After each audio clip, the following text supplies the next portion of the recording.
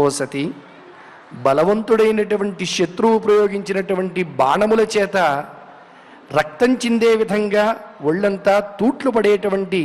బాధ కలిగినా కూడా ఆ బాధను తట్టుకుంటూ ఏదో రకంగా నిద్రపోతాడు కానీ కృంగి కుషించిపోడు ఎవరూ కూడా యుద్ధంలో కూడా. కానీ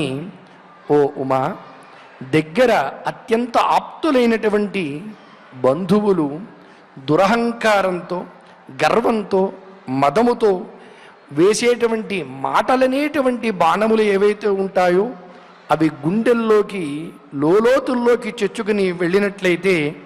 ఆ బాధ మాటి మాటికి మనకు అహర్నిశము కూడా మన యొక్క పతనానికి, చివరికి మరణానికి దారి తీసే విధంగా ఉంటుంది అని చెప్పి మనకు